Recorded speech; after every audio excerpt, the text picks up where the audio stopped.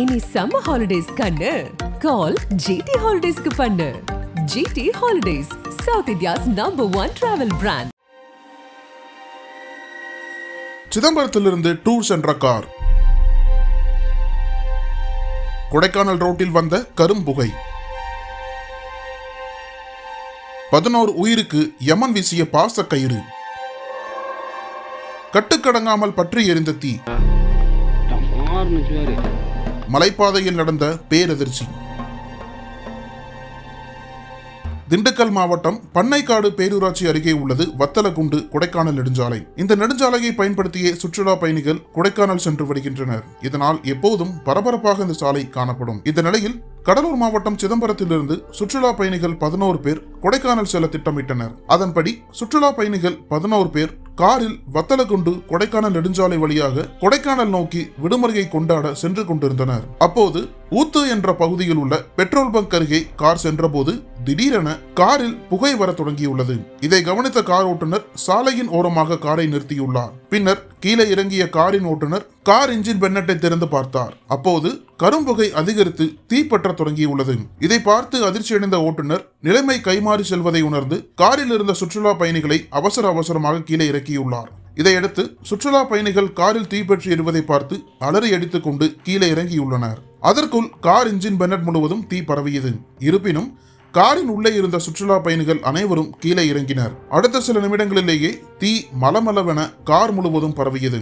உடனே அங்கிருந்தவர்கள் நடந்த சம்பவம் குறித்து தீயணைப்பு துறையினருக்கு தகவல் கொடுத்தனர். தகவலின் பேரில் சம்பவ இடத்திற்கு தீயணைப்பு துறையினர் விரைந்து வந்தனர். ஆனால் அதற்குள் திடீரென தீ முழுவதும் பரவி கார் முற்றிலும் தீக்கு இரையானது.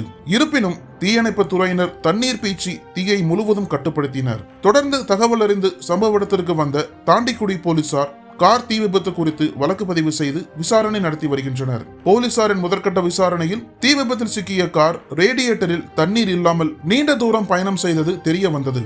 இதனால் ரேடியேட்டரில் தண்ணீர் இல்லாததே விபத்திற்கான காரணம் என போலீசார் கூறுகின்றனர். இருப்பினும் பல்வேறு கோணங்களில் போலீசார் கார் விபத்து குறித்து விசாரணை நடத்தி வருகின்றனர். நல்வாய்ப்பாக இந்த விபத்து சம்பவத்தில் எந்தவித உயிரிழப்பும் ஏற்படவில்லை என்பது குறிப்பிடத்தக்கது. கொடைக்கானல் செல்லும் சாலையில் 11 பேர் கொண்ட சுற்றுலா பயணிகளின் கார் திடீரென தீப்பிடித்து எரிந்த சம்பவம் அப்பகுதியில் அதிர்ச்சியை ஏற்படுத்தியுள்ளது.